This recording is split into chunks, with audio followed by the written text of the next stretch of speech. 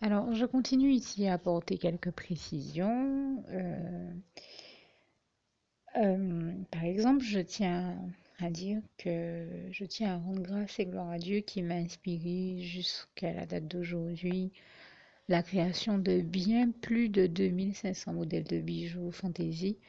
Euh, Bien entendu, je parle ici d'une catégorie bien précise de bijoux fantaisie que j'ai pu répertorier, dont j'ai pu répertorier les modèles sur mon ordinateur, mais j'en ai créé tellement qu'ils ne sont même pas répertoriés.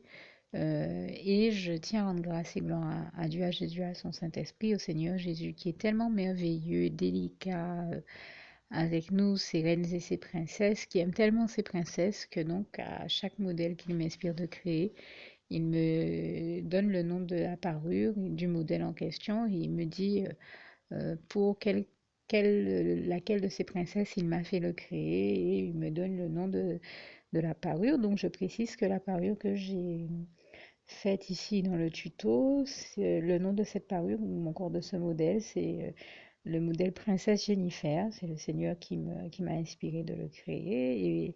Et sa princesse Jennifer, en fait, c'est la petite fille d'un couple d'amis à moi, mariés.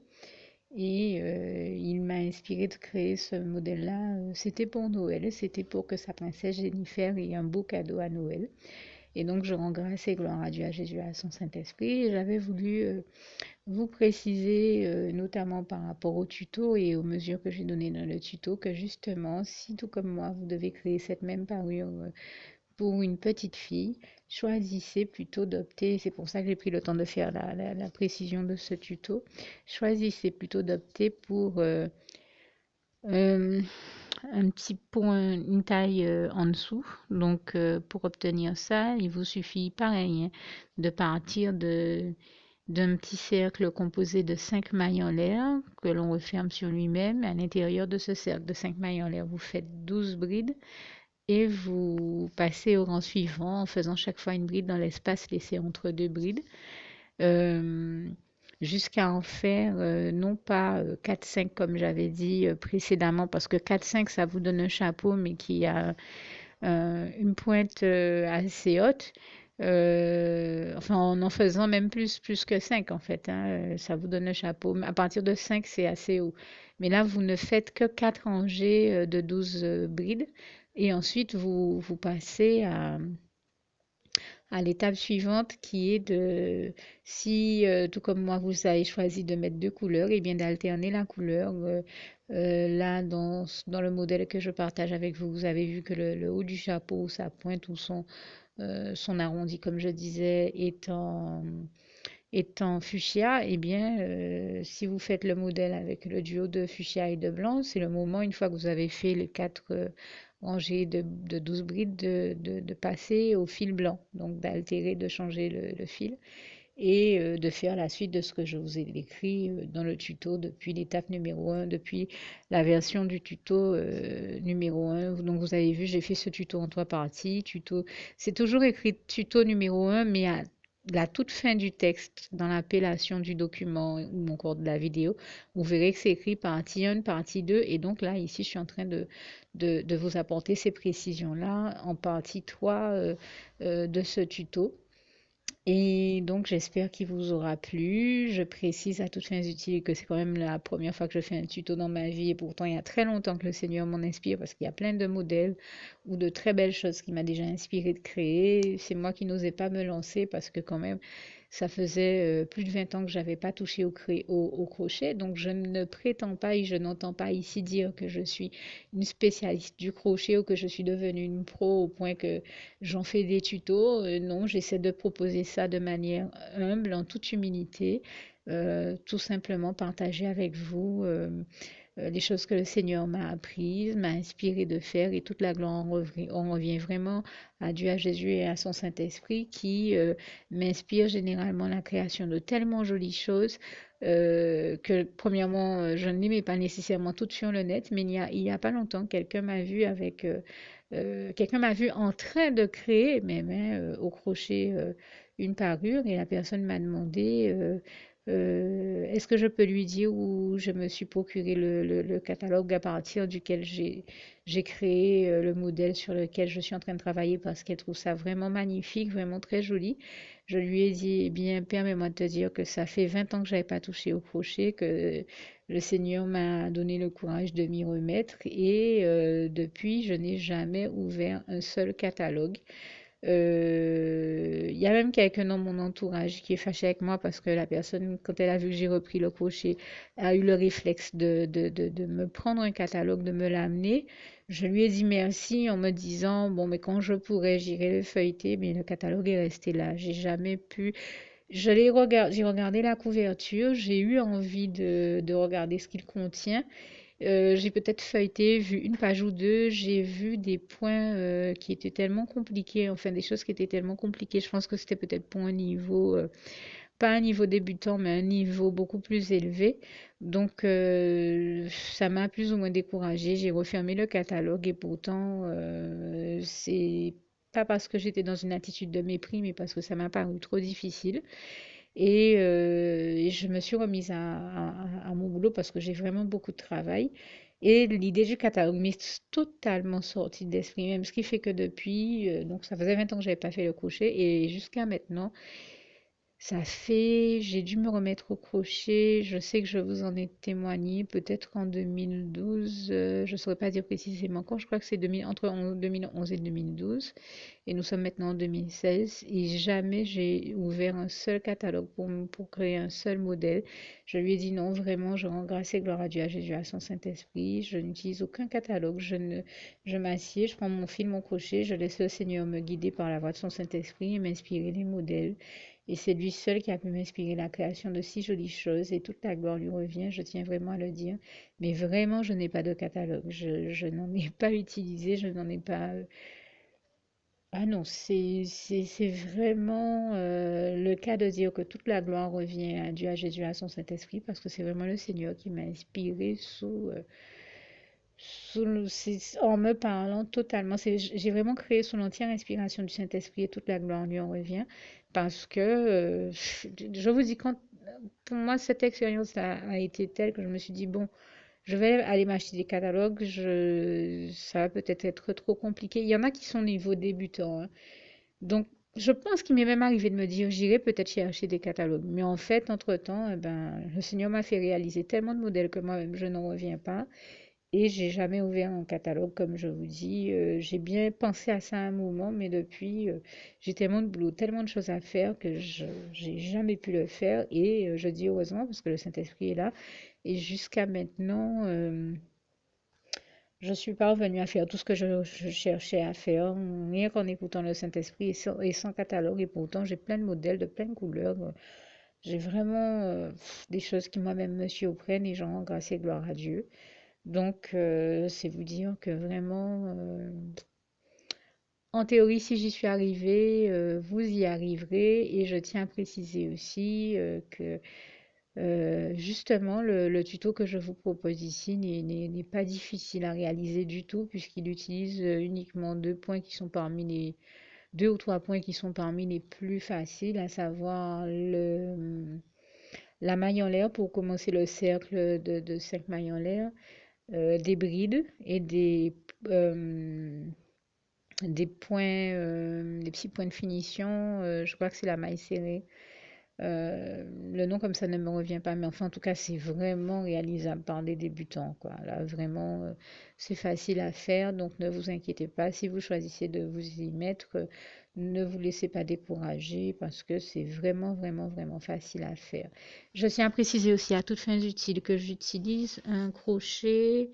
Je crois que c'est du 1,5 mm, ouais.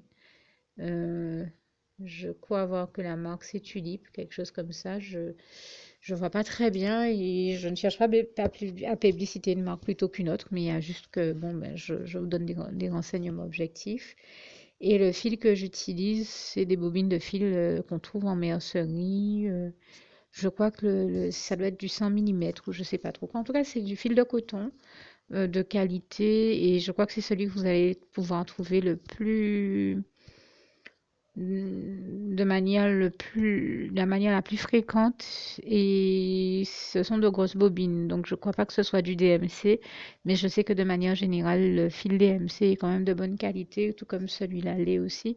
Mais je leur ai enlevé les bandeaux de leur marque en commençant mes ouvrages. C'est pour ça que je n'ai pas le nom donc de ces marques sous mes yeux puisque je n'ai plus les bandeaux où ils étaient écrits. Mais vraiment, tout ce que j'utilise là, ce sont des choses que vous allez facilement trouver en, en mercerie. Chaque crochet coûte entre 50 centimes et 2 euros, donc c'est vraiment pas cher. Et les bobines de fil entre 4 et 6 euros, et des fois même moins cher. Donc je crois que vraiment vous allez et vous allez vous rendre compte qu'avec vraiment très peu de moyens, on peut arriver à faire de superbes choses au crochet. Je vois tout ce que le Seigneur m'a déjà inspiré de faire, j'en viens pas moi-même, se faire son sac à main, se faire une couverture pour se réchauffer quand il fait froid. On peut faire des tas de choses, de jolis corsages pour ses enfants, de jolies jupes, de jolis. On peut même faire des cravates maintenant pour homme, pour son mari au crochet. On peut faire le joli sac à main pour aller à l'église le dimanche, rendre un culte d'adoration à l'Éternel, notre merveilleux Dieu d'amour. On peut faire aussi les petits chaussons pour bébé, les petites robes pour bébé, les petits vêtements pour bébé, les petites robes, mais aussi les petits shorts, les petits marcelles, enfin, ce que j'appelle marcelles, c'est les tricots sans manches pour les petits garçons. Donc, il y a des vêtements pour bébés, les petites filles comme les petits garçons, et des vêtements pour les enfants, les ados et les adultes. Donc, on peut faire vraiment beaucoup, beaucoup, beaucoup de choses. Et je crois qu'à la rentrée, il m'avait inspiré de poster quelque chose. C'est un espèce de tuto pour montrer comment faire des articles aussi pour les enfants à la rentrée. Le Seigneur m'avait inspiré de faire ça et je lui en rends grâce et gloire encore. Toute la gloire revient à Dieu, à Jésus, à son Saint-Esprit. Là, c'était comment faire une trousse au crochet, je crois. En tout cas, je sais que le Seigneur m'a déjà fait faire des trousses, des étuis pour téléphone portable, même c'est faisable pour la tablette tactile, même si généralement on s'achète sa tablette avec son étui, mais c'est aussi une solution possible euh, pour économiser. L'étui pour les lunettes aussi, et même, vous savez, quand on a des cahiers, on a des protège-cahiers. Eh bien, il est possible de faire des protège-cahiers au crochet et il est aussi possible de faire le même type de protège, mais pour sa Bible. Ou un petit étui pour ranger sa Bible, même avec une anse. Donc, c'est vous dire qu'on peut faire des tas de choses au crochet. Là encore, je viens de vous donner quelques idées, mais n'hésitez pas à laisser parler votre créativité et puis à me faire part de ce que vous aurez créé, de si vous avez continué, si vous avez eu le courage d'aller au bout et d'expérimenter, d'essayer mon tuto et si ça a fonctionné. Et puis si pour une raison ou une autre vous avez des questions, n'hésitez pas, des questions et des suggestions à m'en faire part également. Et donc que Dieu vous garde et vous bénisse tous. À bientôt.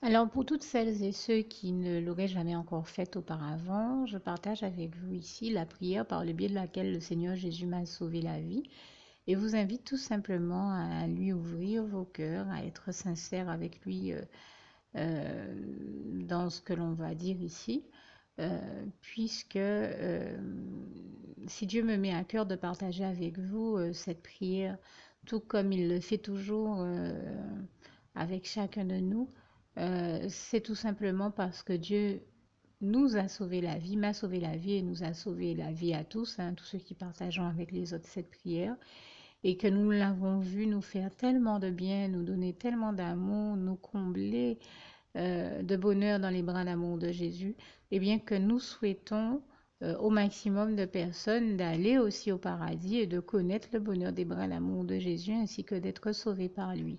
Mais bien entendu, pour être sauvé, encore faut-il prendre le temps de demander à l'être et d'accepter donc le Seigneur Jésus-Christ comme son sauveur personnel, ce qui est ici l'objet de cette prière.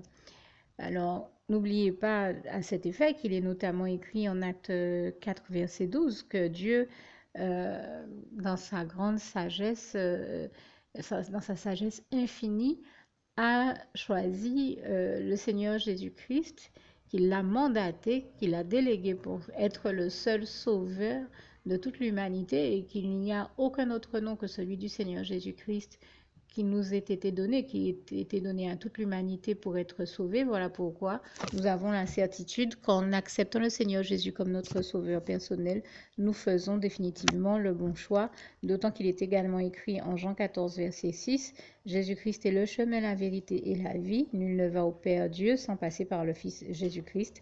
Voilà pourquoi nous devons donc adresser au Seigneur Jésus la prière qui suit. Donc, Seigneur Jésus-Christ, n'hésitez pas donc à dire cette prière à haute voix en vous mettant, bien entendu, dans un lieu où vous savez que vous pouvez prier en toute sérénité. Donc, Seigneur Jésus-Christ, je t'accepte aujourd'hui comme mon sauveur personnel, moi un tel, vous dites votre nom et votre prénom. Et je te demande aussi, Seigneur, vraiment de continuer à veiller sur moi et sur ma vie. Je remets d'ailleurs toute ma vie entre tes mains, éternel mon Dieu, Jésus d'amour, Saint-Esprit, puisque tu en es le Créateur. Je remets cette vie entre tes mains, je te la donne puisqu'elle t'appartient, puisque tu l'as créée. Et je te demande de me conduire à toutes les victoires et réussites que tu as prévues pour ma vie. Tout comme je te demande aussi pardon, éternel mon Dieu, Jésus d'amour, Saint-Esprit, pour tous les péchés que j'ai commis tout au long de ma vie, dès le début jusqu'à la date d'aujourd'hui incluse. Pardon aussi, Seigneur Jésus, pour toutes les fois où j'ai fait mal à ton cœur. Et surtout, merci, Seigneur Jésus, quand le bon moment sera venu pour ça, de revenir me chercher pour m'amener avec toi dans tes bras d'amour au paradis où je veux demeurer et continuer à te servir et à t'appartenir pour l'éternité en éternité. Et c'est au nom puissant du Seigneur Jésus-Christ que j'ai fait cette prière. Soyez bénis, vous tous qui avez fait cette prière. Que Dieu vous garde et vous bénisse tous. Et surtout, n'oubliez pas de partager cette prière avec le maximum de personnes autour de vous, tous vos contacts, famille, amis et bien-aimés. Et que Dieu vous en bénisse. À bientôt.